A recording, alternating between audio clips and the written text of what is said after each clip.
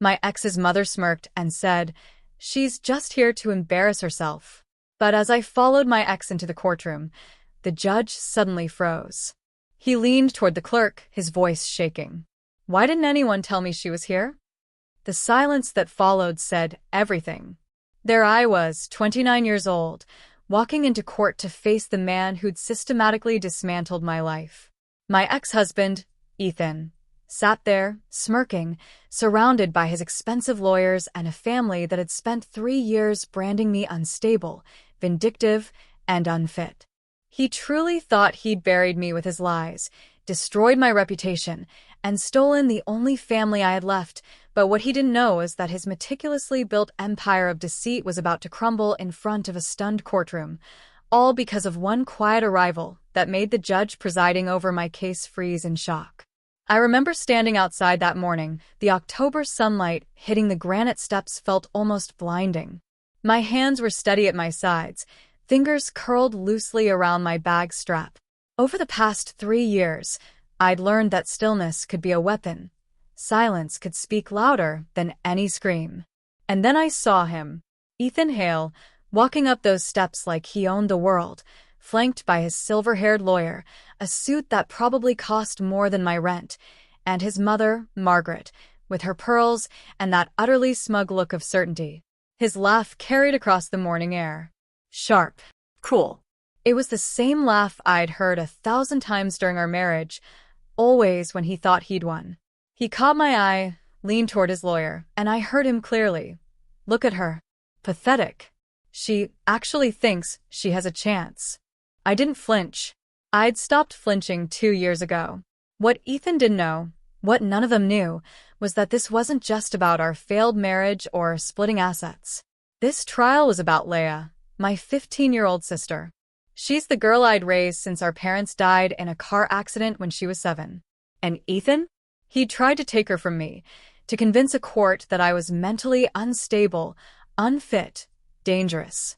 He'd painted me as the villain in his perfectly constructed story, the obsessive ex-wife, the unstable woman who couldn't let go. But I'd been painting my own picture, stroke by careful stroke, for 3 years. And today, that canvas was finally going to be revealed. I could still see Leah's face from that morning, hopeful and terrified all at once. She wanted to be there, waiting at a cafe 2 blocks away with my best friend. "You can't protect me from everything, Clara," she told me. And the truth of it had broken something in my chest. I'd been trying to protect her from Ethan since the day I realized what he truly was. Memories flooded back. Ethan during our marriage, all charm and calculated affection. He'd isolated me so gradually, I hadn't even noticed until I was completely alone.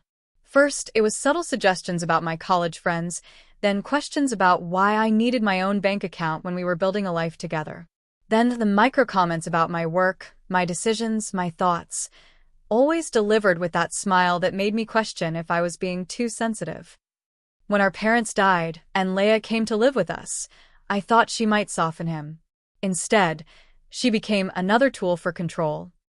"She needs stability," he'd said. "Consistency. Maybe you shouldn't work so late. Maybe you're not giving her enough attention." I doubted myself constantly, wondering if he was right, if I was failing Leah. It took me 2 years to realize that the doubt itself was his creation. "Clara?" Ava's voice pulled me back. She stood beside me now, her warm brown eyes steady and reassuring. As a paralegal, she knew courtrooms the way I knew blueprints. Every angle, every structural weakness. "You ready?" she asked softly. I nodded, but she saw right through it. "You have something they don't," she whispered. Truth. "And him." My throat tightened. I knew who she meant. Edward Langston. Retired federal judge. The man who'd believed me when no one else would. He taught me that justice wasn't about volume, it was about precision. He told me he'd be here today, watching from the gallery, a silent presence that would change everything. But I didn't say his name aloud. Not yet. We walked into the courthouse, through security, down the marble hallway that smelled of floor polish and old paper. Ethan's lawyer, Harrison Burke, stood near the courtroom doors, chest puffed out, speaking loudly to colleagues. Judge Weston always sides with families of reputation, he sneered, glancing our way. This will be over before lunch. I kept my gaze low, my expression neutral. Let him think I was afraid. Let them all think I was the broken woman Ethan had described in his filings. I knew something they didn't.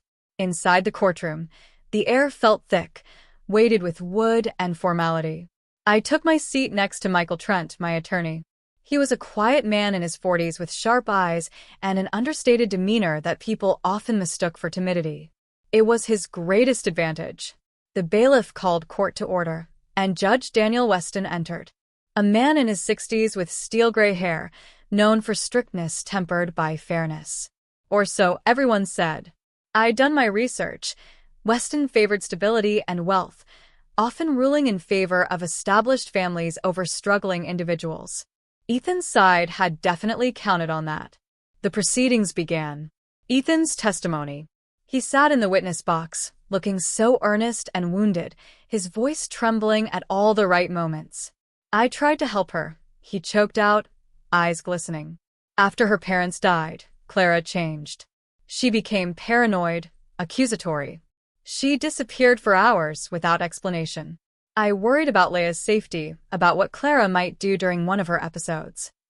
Episodes. The word made my jaw clench. There had been no episodes. There had been late nights gathering evidence, meeting with Edward, building the case that would free both Leia and myself from Ethan's web. His lawyer presented doctored photographs, me looking disheveled, me looking angry. All taken out of context, presented as proof of instability. Emails I'd written were twisted, words cherry-picked to make me seem obsessive. The gallery murmured sympathetically. Margaret dabbed at her eyes, playing the concerned grandmother to perfection. I sat perfectly still, watching it all unfold. When Michael stood to cross-examine, he did something unexpected. He asked for a brief recess before presenting our case. Harrison Burke shot to his feet. Objection, Your Honor. The defense is stalling. But Judge Weston, perhaps sensing the unusual nature of Michael's request, allowed it. During the recess, Margaret leaned toward Harrison, her voice dripping with disdain. What's she waiting for? A miracle? I turned slightly, just enough to meet her eyes. The words came out calm, quiet, certain. No, I'm waiting for him to arrive. The confusion on her face was almost worth 3 years of suffering. Almost. The black sedan pulled up outside the courthouse at exactly 10:43 a.m. I knew because I'd been watching the clock, counting down the minutes until Edward Langston would walk through those doors and change everything. Inside, the recess had ended, and Ethan was back on the stand, spinning his narrative with renewed confidence. He described a night I'd supposedly thrown dishes, how Leia had cowered in her room, terrified. It was complete fiction, but he told it with such conviction that I saw Judge Weston lean forward, concerned. This wasn't a jury trial, just the judge, and he was listening intently, his expression grave. I had no choice but to document everything, Ethan continued. For Leia's protection. I have videos, recordings, witnesses who can confirm Clara's erratic behavior. My stomach twisted, but I kept my face blank. Michael had warned me about this. Ethan would try to bury me in manufactured evidence, hoping I'd crack. But I'd been preparing for 3 years. I knew how to breathe through the lies. Judge Weston's reputation preceded him, strict but fair, though I'd learned he had a tendency to favor families with established wealth. The Hales fit perfectly. Old money, community ties, charitable foundations bearing their name. I was just Clara Monroe, the architect who'd lost her professional reputation when Ethan framed me for his crimes. The unstable widow. That was the story everyone knew. But stories could be rewritten. Michael stood, adjusting his glasses. Your Honor, the defense would like to call an additional advisor to review the evidence before cross-examination. Harrison Burke exploded. That's highly irregular, Your Honor. The witness list was submitted weeks ago. This is ambush tactics. Judge Weston frowned, but after a moment's consideration, he nodded slowly. I'll allow it. But, Mr. Trent, this is the only irregularity I'm permitting today. Understood, Your Honor. The courtroom doors opened. I didn't turn around immediately. I wanted to savor this moment, the last seconds before everything shifted. I could feel the change in the air, the subtle tension that preceded revelation. Then I turned. Edward Langston walked down the center aisle with the quiet authority of a man who'd spent 30 years interpreting the law at its highest levels. He was in his mid-50s, dressed in an impeccable, dark suit, his silver hair neatly trimmed. Nothing flashy, no dramatic entrance. He simply walked forward and took a seat directly behind me in the first row of the gallery. Harrison Burke frowned, studying him with narrowed eyes. He didn't recognize Edward. Why would he? Edward had been retired for 5 years, deliberately keeping a low profile. But Judge Weston recognized him. Oh, did he? I watched Weston's face from the corner of my eye and saw the exact moment recognition hit. His hand, reaching for his water glass, froze mid-motion.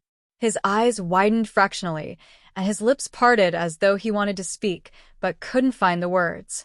Then, in a voice barely above a whisper, he turned to his clerk and said, "Why didn't anyone tell me she was here?" The pronoun was wrong. He meant he, but the shock had rattled him. The clerk looked confused, and murmurs rippled through the gallery. Edward simply sat, hands folded in his lap, and gave me the smallest nod. Just the corner of his mouth lifting, and something that might have been a smile. Margaret's smug expression had vanished. She leaned toward Ethan, whispering urgently, but he looked just as confused as everyone else. Only Judge Weston understood what Edward's presence truly meant. I'd met Edward 3 years ago, during the darkest period of my life. Ethan had just left me, taking Leia and filing papers that painted me as dangerous. My architectural license was under review after discrepancies appeared in projects I'd worked on. Discrepancies Ethan had manufactured using my credentials to funnel money through fake construction contracts. I was drowning, and everyone thought I'd done it to myself.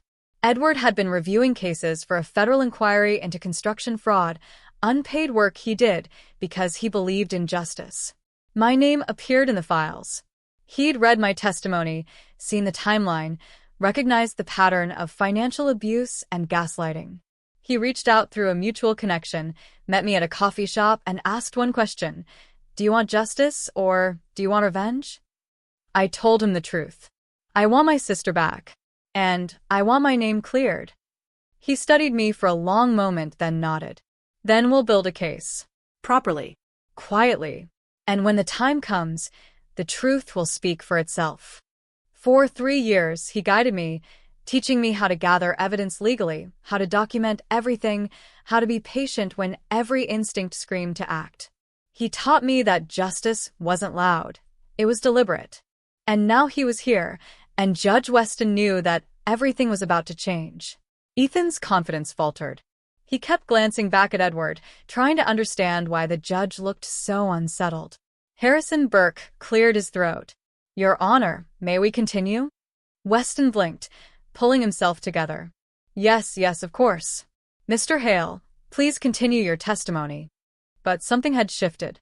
The judge's questions were sharper now, more probing.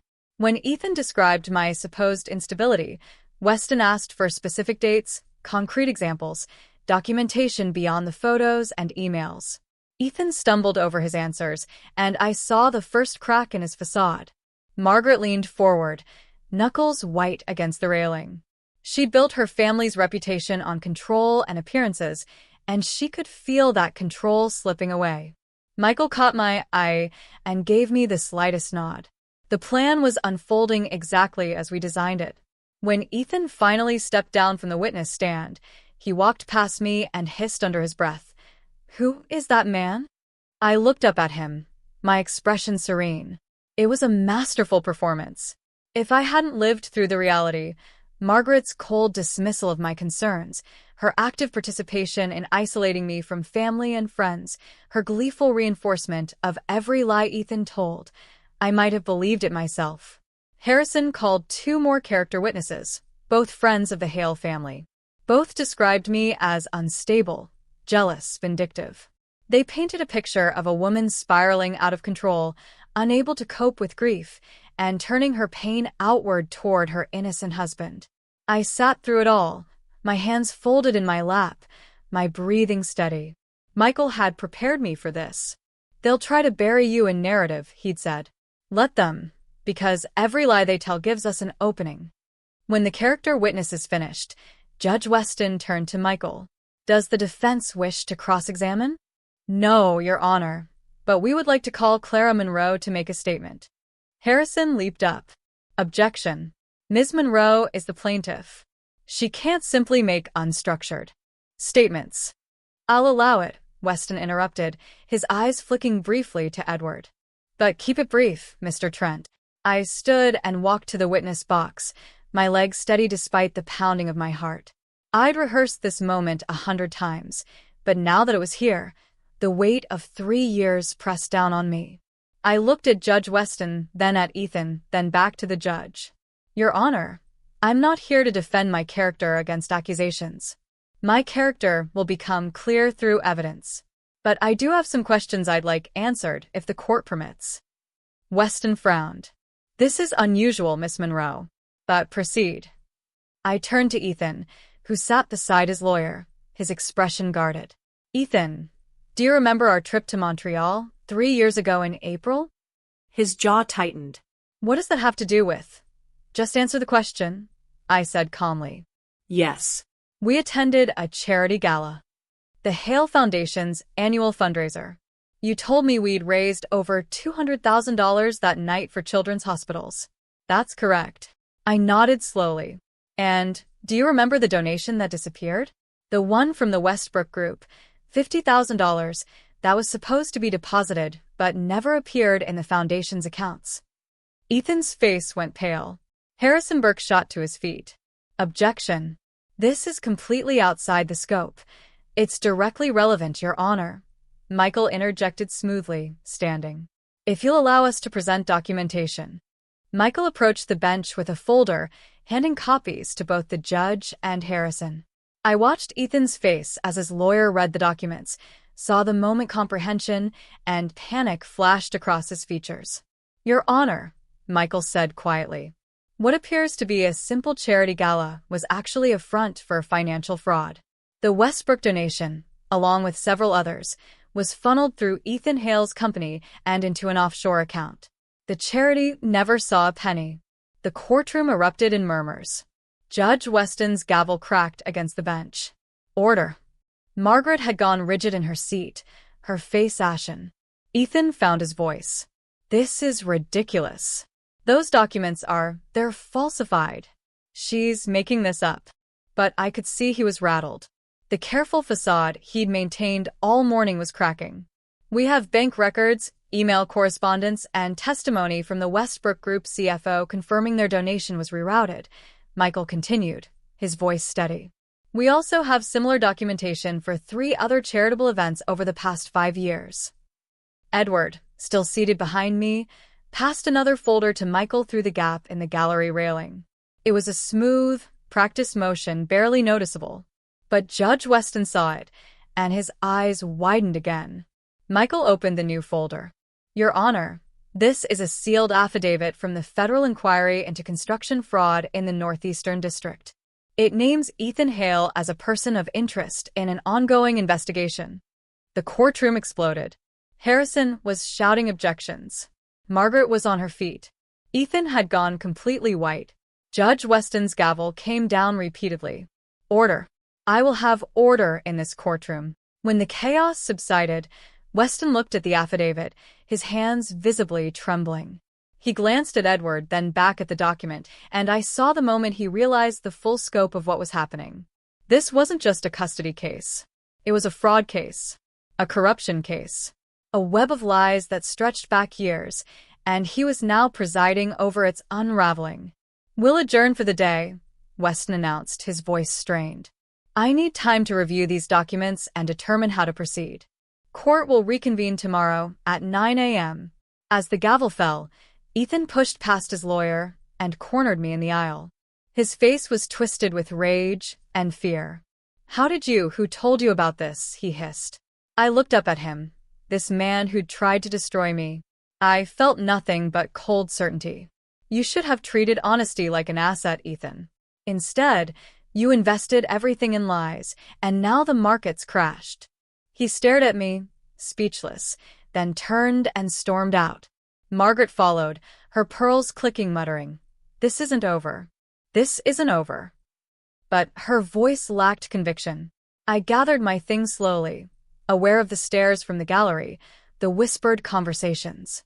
Edward stood and placed a hand briefly on my shoulder. Just a moment of contact, a gesture of support, before walking out ahead of me. Outside, Ava was waiting, her eyes wide. "Clara, what just happened in there?" I managed a tired smile. "The truth. Just a piece of it, but enough to make them afraid." "And tomorrow?" she asked. I looked back at the courthouse doors, thinking of Leah waiting at the cafe. Thinking of 3 years of careful preparation.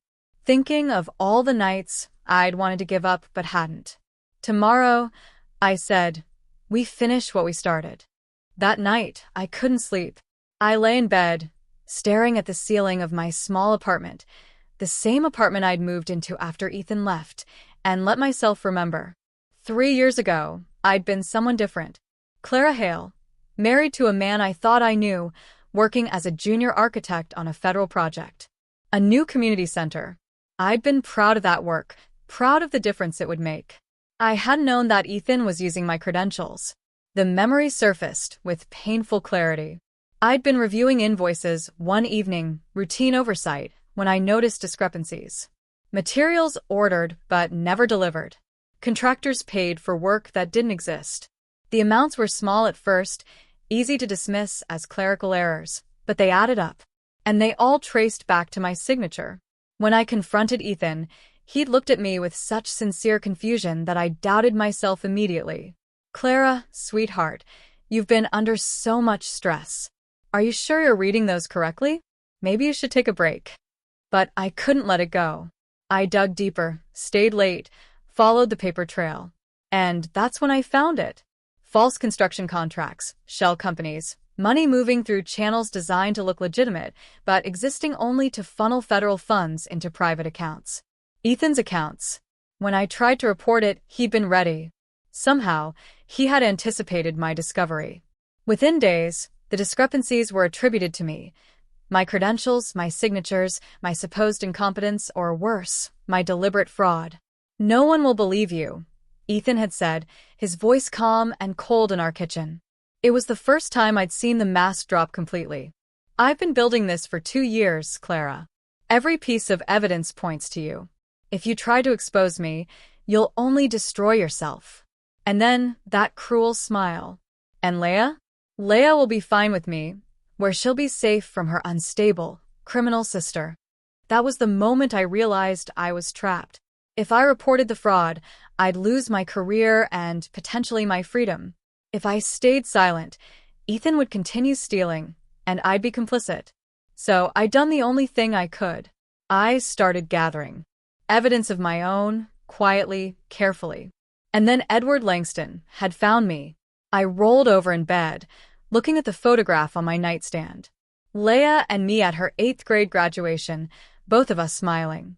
I'd raised her since she was 7. Through grief and adjustment and adolescence. She was my sister, but in every way that mattered. She was my daughter. I couldn't let Ethan take her. My phone buzzed. A text from Edward. "Rest. Tomorrow requires clarity, not exhaustion." I smiled despite myself. He'd become more than a mentor over these 3 years. He'd become the father figure I'd lost, the steady presence that reminded me I wasn't alone.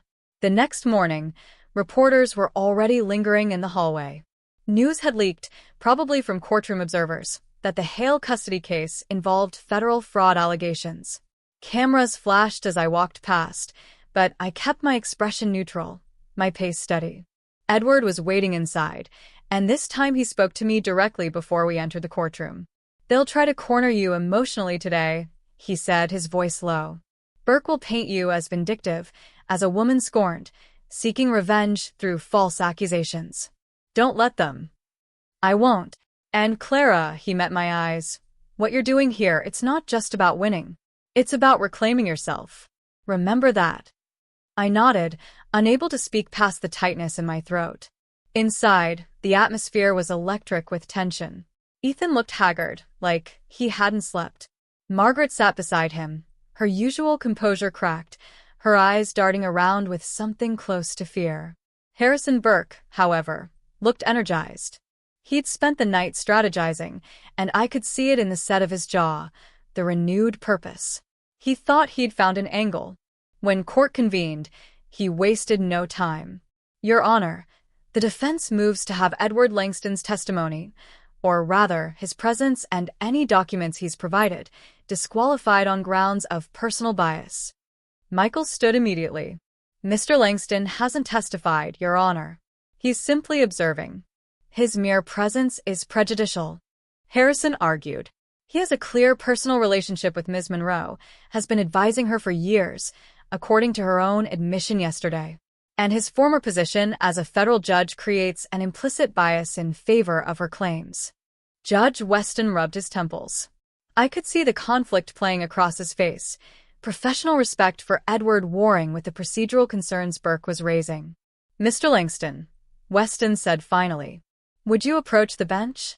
Edward stood and walked forward with that same quiet authority. The two men spoke in low tones for several minutes, and I watched Weston's expression shift from skepticism to something else. Shame, perhaps, or recognition. When Edward returned to his seat, Weston announced, "Mr. Langston's presence will be allowed. He has not testified and has provided documents through proper legal channels via Ms. Monroe's attorney. The objection is overruled." Harrison looked furious, but sat down. What I didn't know, what I wouldn't learn until later, was what Edward had said to Judge Weston in that moment. He'd asked Weston a simple question. "Would you have treated her fairly if you'd known from the start who she was?" And Weston, to his credit, had recognized the uncomfortable truth in that question. The day proceeded with testimony from forensic accountants who'd reviewed the Hale Foundation's records. The evidence was damning. Years of financial irregularities, donations that vanished, money laundered through legitimate charitable work. Ethan tried to claim ignorance, but the email trail told a different story. Messages in his own words, directing transfers, discussing strategies to make the numbers work, coordinating with others involved. By midday, even Margaret looked defeated. Ethan arrived looking worse than yesterday. His suit was immaculate, but there were shadows under his eyes. His confident swagger had been replaced by something tighter, more defensive. He avoided looking at me completely, which told me more than any confrontation could. He was afraid. Margaret walked beside him, her face set in hard lines. Gone was the concerned grandmother act. Now she just looked angry, her jaw clenched so tight I could see the muscle jumping beneath her skin. Edward was already in the courtroom when I entered, seated in his usual spot. His presence had become a touchstone for me. Every time doubt crept in, I'd glance back and see him there, steady and certain. He gave me a small nod as I took my seat beside Michael. "Ready?" Michael asked quietly. I nodded. We'd spent last night preparing for today. Michael had explained that we were reaching the critical point where evidence would either coalesce into undeniable truth or fragment into reasonable doubt. "They're going to fight hard today," he'd warned. "Burke knows this is his last chance to control the narrative." Judge Weston entered, and I studied his face. He looked like he'd aged years in the past few days. There was a heaviness to his movements, a reluctance that hadn't been there at the start. He called the court to order, and Harrison Burke immediately requested to speak. "Your Honor, the defense would like to reopen proceedings with a motion to dismiss the financial allegations as irrelevant to the custody matter at hand." "Denied," Weston said so quickly that Burke blinked in surprise. "The financial improprieties go directly to character and fitness as a guardian. Continue with your case, Mr. Burke." Burke's jaw tightened, but he nodded. When he stood, his tone was more aggressive than I'd heard. "Your Honor, what we're witnessing is a classic case of a vindictive woman using emotional manipulation and theatrical accusations to destroy a man's reputation. Clara Monroe is not here seeking justice. She's seeking revenge." The words hit like they were meant to, sharp and accusatory. I felt Ava tense beside me, but I kept my breathing steady. Ms. Monroe has spent 3 years building this elaborate conspiracy theory, working with, he gestured toward Edward, influential connections to manufacture evidence and objection. Michael's voice was calm but firm. Counsel is making unfounded accusations without evidence. If he has proof that any evidence was manufactured, he should present it. Sustained, Weston said. Mr. Burke, stick to provable facts. Burke's face flushed, but he pressed on. Then let's talk about facts. We'd like to submit new evidence, courtesy of a more thorough investigation into Ms. Monroe's activities over the past 3 years. My stomach dropped. What had they found? Burke approached the bench with a file, and Michael stood immediately to review it. I watched my attorney's face for any sign of concern, but his expression remained neutral. After a moment, Michael looked up. Your Honor, we'd also like to submit new evidence. Audio recordings obtained legally through Mr. Langston's federal inquiry connections. He pulled a small device from his briefcase, and suddenly the courtroom fell silent with anticipation. These are recordings of phone conversations between Ethan Hale and several business associates discussing the creation of false documentation and witness coaching. Burke shot to his feet. Objection. Where did these recordings come from? How do we know they're authentic? They came from a federal wiretap authorized during the construction fraud investigation, Michael replied calmly. They've been authenticated by federal forensic analysts. I have the reports here. Weston held up a hand. I want both sets of evidence submitted for my review. We'll take a short recess while I examine them. As the judge disappeared into his chambers, the courtroom erupted into frantic whispers. Ethan leaned toward Burke, speaking urgently, his face pale. Margaret had her hand on his arm, squeezing so hard her knuckles were white. I turned to look at Edward, and he mouthed 2 words, "Stay calm." The recess felt endless. Ava brought me water that I couldn't drink. My hands were steady, but my heart was racing. Everything hinged on what happened next, whether the judge would allow the recordings, whether Burke's counter-evidence would undermine our case. When we reconvened 20 minutes later, Judge Weston looked grim. Mr. Burke's evidence consists of testimony from 3 individuals claiming Ms. Monroe contacted them seeking false testimony against Mr. Hale. However, he paused, his voice hardening. 2 of those individuals have financial ties to Hale Construction, and the 3rd is currently under investigation for perjury in an unrelated case. I'm excluding this evidence as unreliable. Burke's face went red. Your Honor, however, Weston continued, Mr. Trent's audio evidence has been authenticated. I'm allowing it to be presented. The courtroom exploded with noise. Reporters in the gallery were frantically taking notes. Margaret looked like she might be sick. Michael played the first recording. Ethan's voice filled the courtroom, tinny but unmistakable. Asterisk, just stick to what we discussed. Clara was erratic, unstable. You witnessed arguments. Keep it vague enough that she can't disprove specifics. Asterisk, another voice, male, uncertain. Asterisk, I don't know, Ethan. If this comes out, asterisk, it won't. Trust me, I've covered every angle. Asterisk, the second recording was worse. Ethan discussing how to massage the financial records to hide the charitable fraud, mentioning me specifically. Asterisk, the best part is, even if Clara figures it out, she's already been discredited. No one will believe her. Asterisk, I watched Ethan as the recordings played. His face had gone from pale to ashen. His hands were shaking. He looked like a man watching his entire world collapse, because it was. When the recordings ended, the silence in the courtroom was deafening. Then Judge Weston spoke, his voice tight, with barely controlled anger. Mr. Hale, would you care to explain these recordings? Ethan stood slowly. I saw him struggling to find his footing, to locate the charm and confidence that had always been his shield. Your Honor, those conversations, they're taken out of context. I was speaking hypothetically, discussing worst-case scenarios with. You were coaching witnesses to lie. Weston interrupted coldly. You were conspiring to commit perjury in my courtroom. No, sit down, Mr. Hale. Ethan sat, and for the first time since I'd known him, he looked truly defeated. Burke tried to salvage something. Your Honor, while these recordings are concerning, they don't change the fundamental question of custody. They change everything, Mr. Burke, Weston said. They speak directly to your client's character, his honesty, and his fitness as a guardian. I felt something loosen in my chest, something that had been wound tight for 3 years. This was happening. The truth was finally breaking through.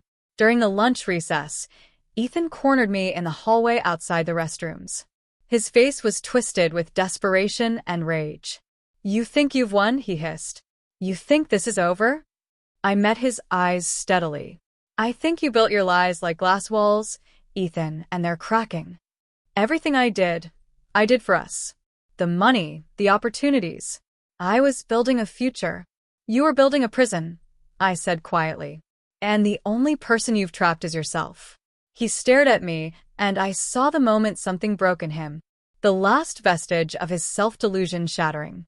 Then he turned and walked away, shoulders hunched, looking smaller than I'd ever seen him.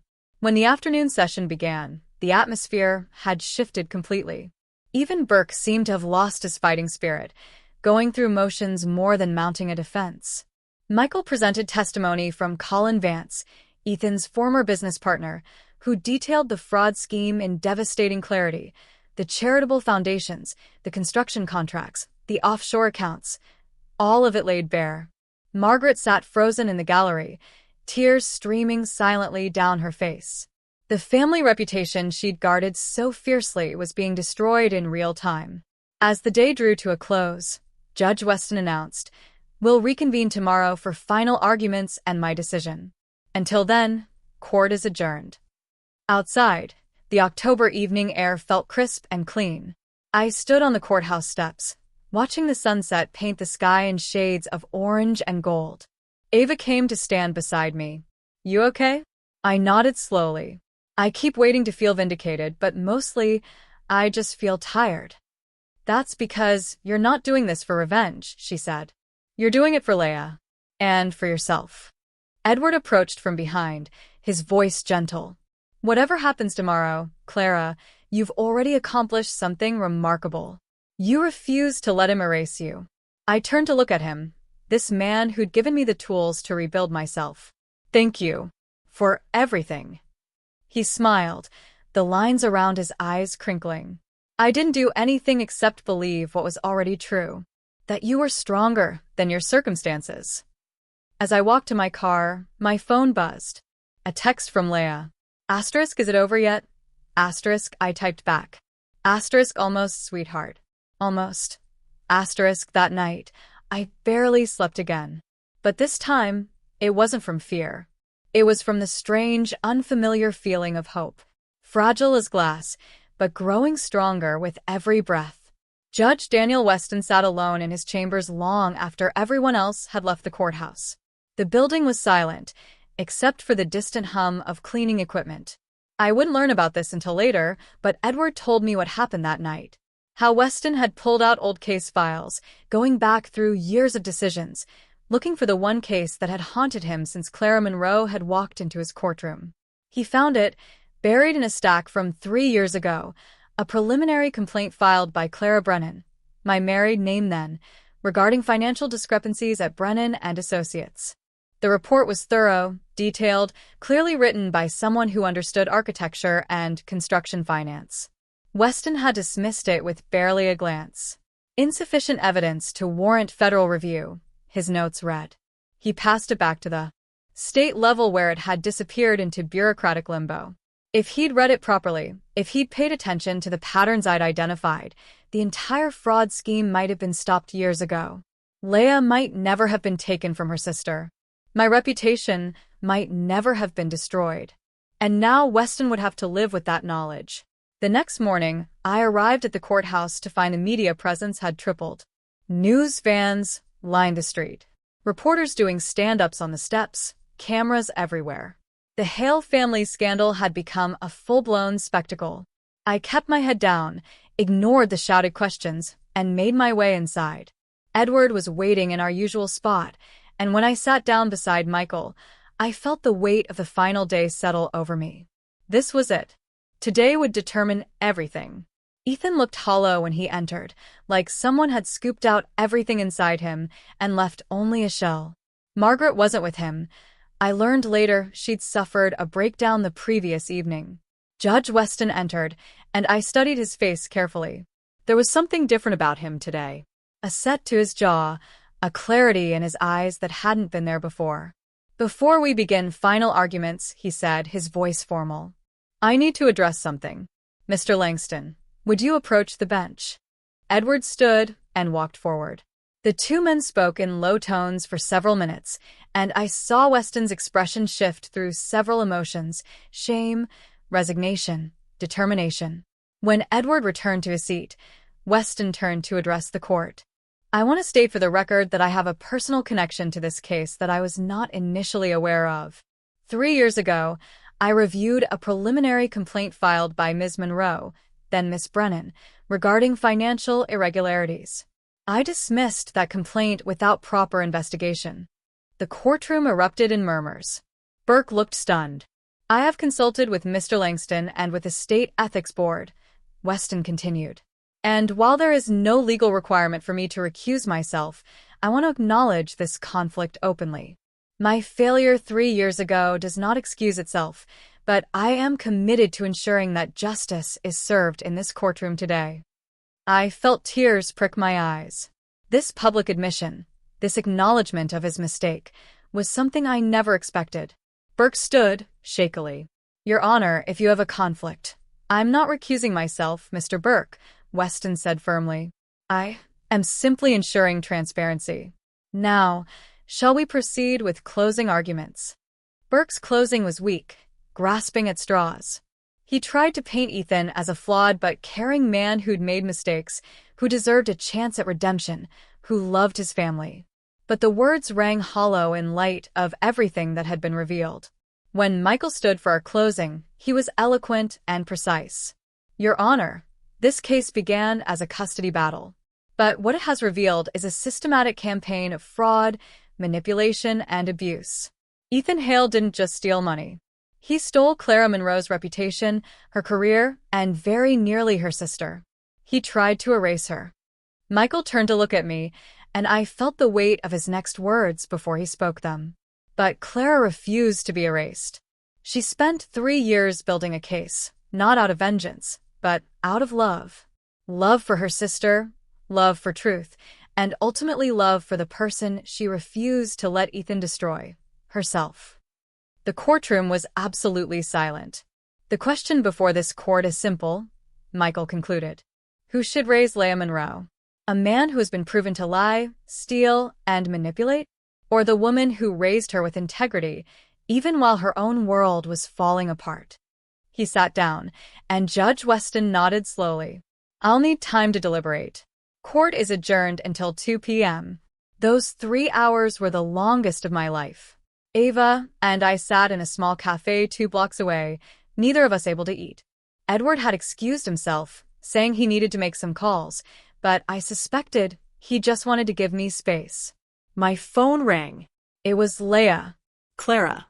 Her voice was small, frightened. "What's happening?"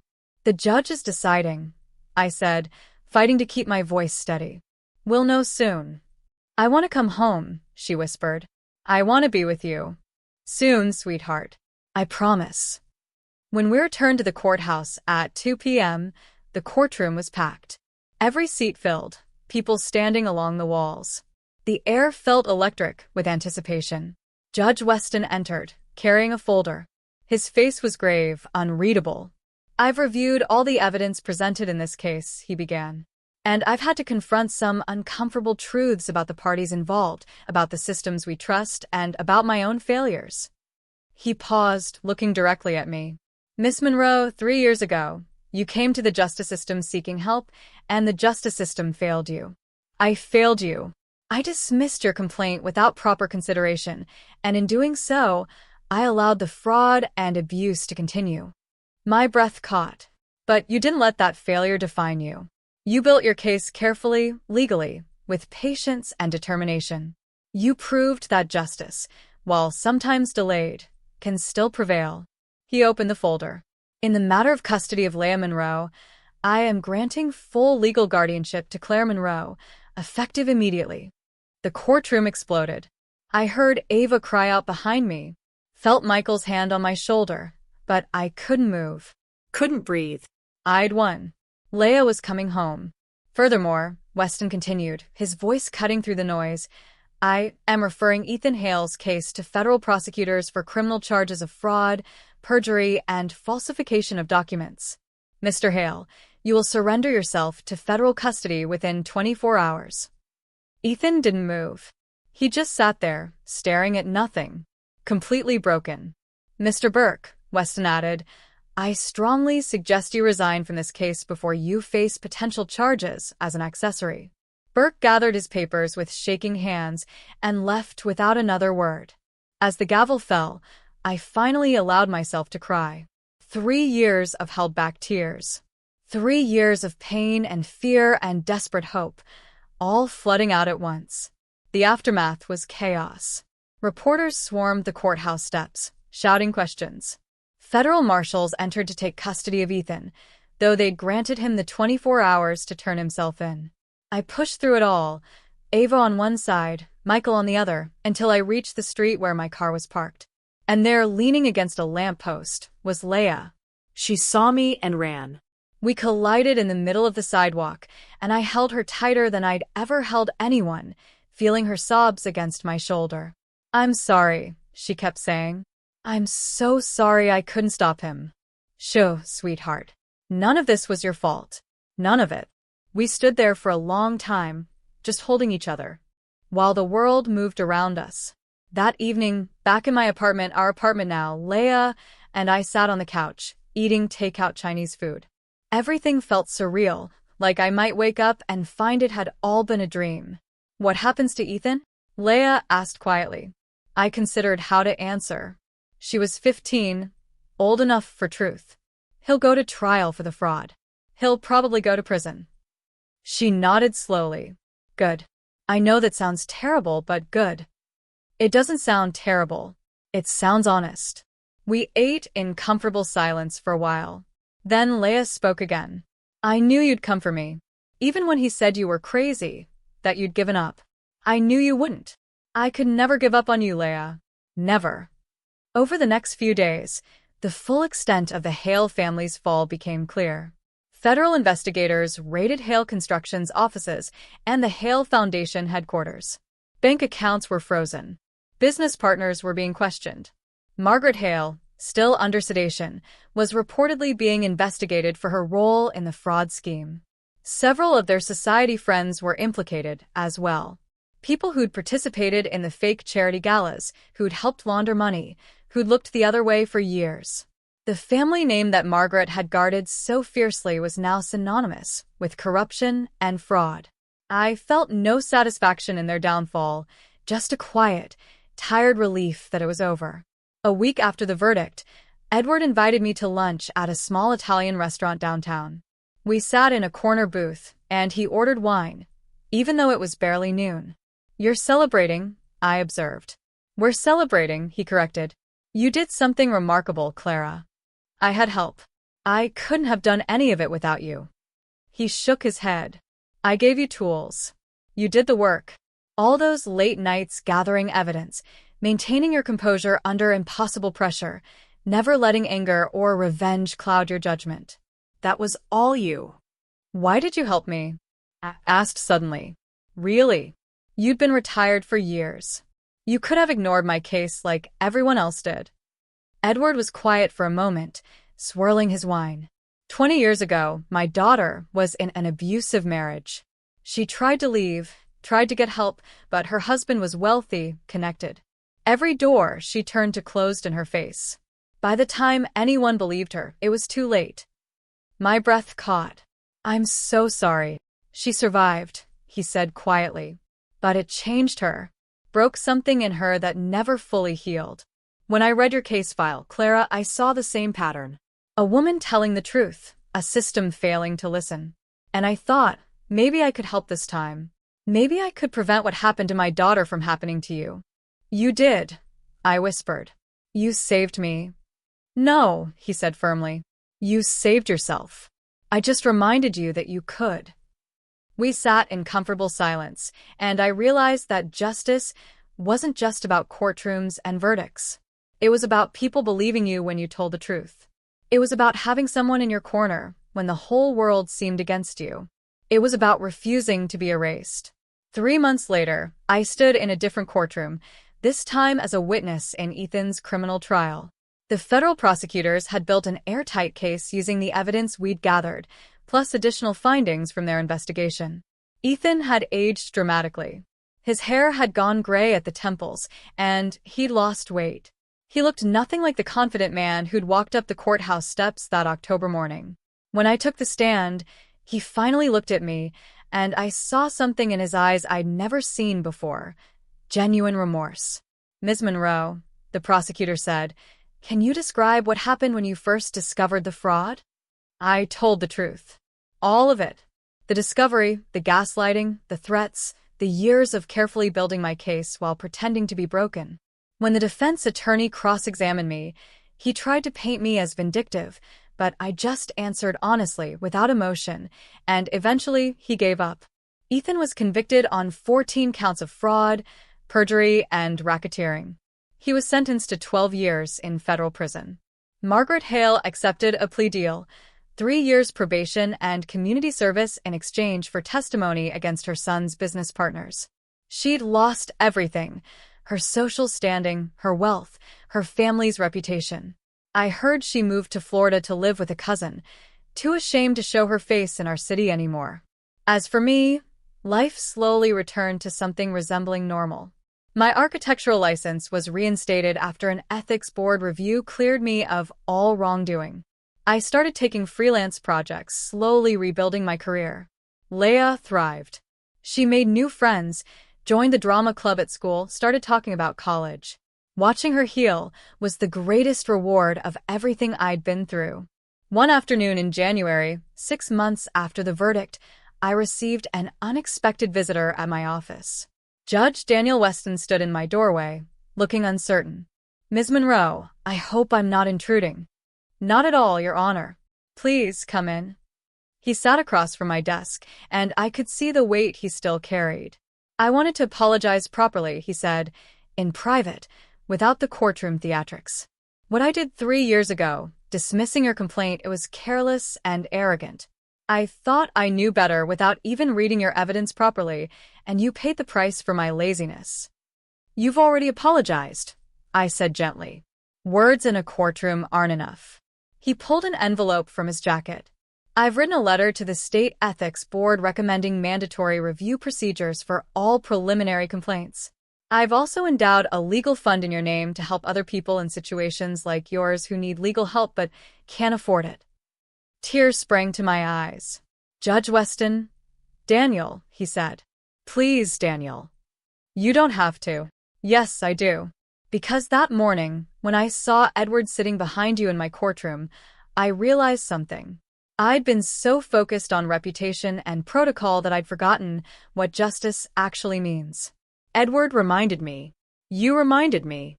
"What did he say to you?" I asked. "That first morning, when you whispered, 'Why didn't anyone tell me she was here?'" Daniel smiled sadly. "When I saw Edward, I knew immediately that something important was happening.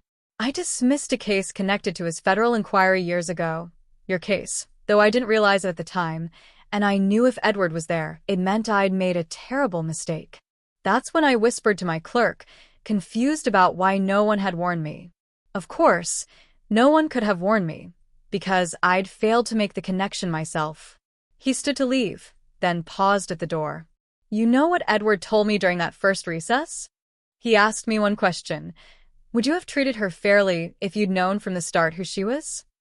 And the honest answer Terrified me. I didn't know.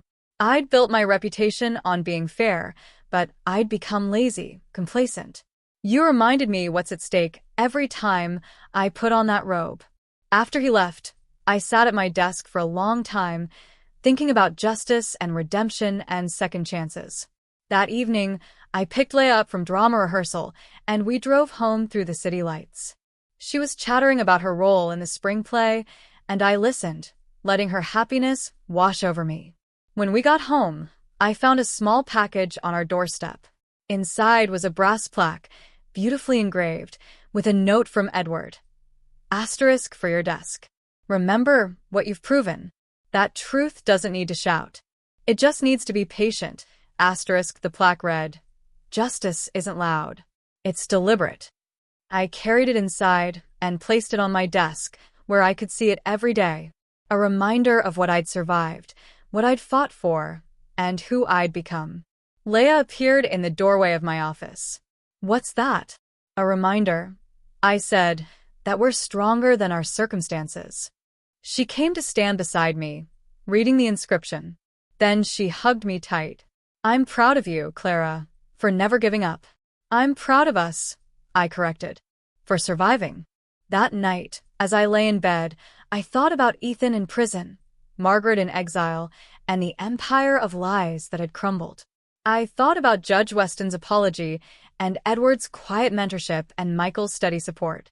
But mostly, I thought about the woman I'd been 3 years ago, drowning, desperate, doubted by everyone, including herself. And the woman I'd become, steady, certain, unbreakable. Ethan had tried to bury me. He tried to erase me from my own life, to paint me as crazy and broken and worthless. Instead, I'd built my own foundation, brick by brick, piece of evidence by piece of evidence, day by day. And when the time came to stand on it, it held. I'd learned that justice wasn't about being loud. It wasn't about revenge or anger or even vindication. It was about being deliberate, about telling the truth quietly, consistently, without wavering, about believing in yourself even when no one else did. And in the end, that quiet persistence had been stronger than all of Ethan's lies. I fell asleep that night with Leah safe in the room next door, with my name cleared and my career restored, with the brass plaque sitting on my desk and the weight of 3 years finally lifted from my shoulders. I fell asleep finally, truly, completely free. And in the morning, I would wake up and build something new. If you've ever been dismissed, doubted, or told your truth didn't matter, what did you build in the silence while they underestimated you? Thanks for watching. Take care. Good luck.